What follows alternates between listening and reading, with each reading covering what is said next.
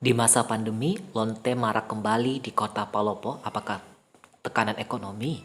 Dari koran Seruya, aktivitas para lonte, sebutan familiar di tengah masyarakat dari istilah penjajah seks komersial atau PSK, di kota Palopo nampaknya mulai marak lagi. Terlebih di masa pandemi, di mana perekonomian masyarakat mengalami daya beli yang ikut menurun. Di kota idaman ini, salah satu lokasi yang menjadi kawasan favorit untuk mangkal meraup rupiah para pebisnis lendir itu adalah di Jalan Durian, seputaran Terminal Dangerakko, Kecamatan Wara.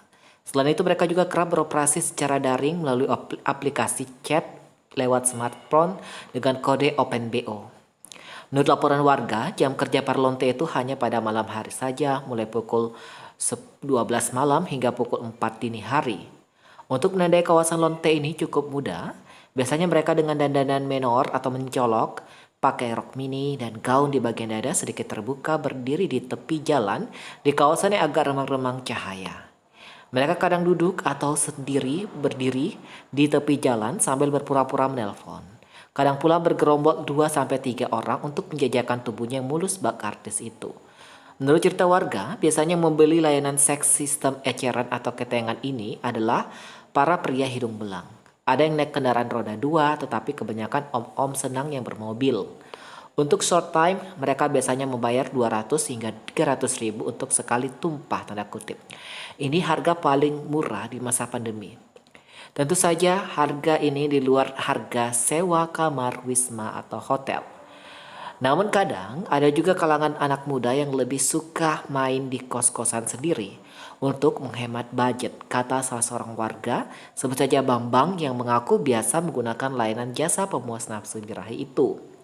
Lantas apa reaksi Satpol PP atas keresahan warga ini? Usai menerima laporan dari masyarakat, Satpol PP Kota Palopo berjanji akan melakukan penertiban. Sekretaris Satpol PP Palopo Muhajir Basri menyebut pihaknya sudah melakukan pertemuan dengan kelurahan setempat yakni Kelurahan Dangerakko dan Babikam Timnas. Kami sudah melakukan pertemuan dengan pihak kelurahan serta Babikam Timnas agar menerbitkan mereka, sebut Muhajir, Kamis 21 Januari. Sedangkan Kepala Satpol PP Palopo Ade Chandra kepada awak media mengakui jika pihaknya sudah berkali-kali melakukan penertiban di lokasi itu. Hanya saja Ali Masyad itu masih suka membandel katanya. Kami sudah berkali-kali melakukan penertiban kemudian diserahkan ke Dinas Sosial untuk pembinaan. Walau begitu, Satpol PP berjanji tetap akan turun untuk melakukan penertiban hingga tak ada lagi aktivitas kaum kupu-kupu malam di lokasi itu yang dianggap meresahkan masyarakat, katanya. Kata pakar dan pengamat sosial soal maraknya PSK di masa pandemi.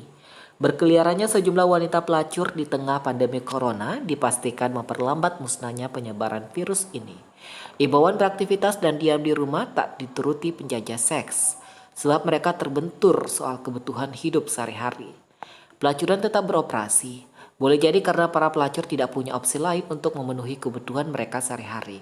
Butuh uang, tidak tahu pekerjaan lain sehingga nekat masih menjajakan diri, kata kriminologi forensik Reza Indragiri. Bisa pula para pelacur tersebut berkaca pada kasus bencana dan pasca bencana sebelumnya.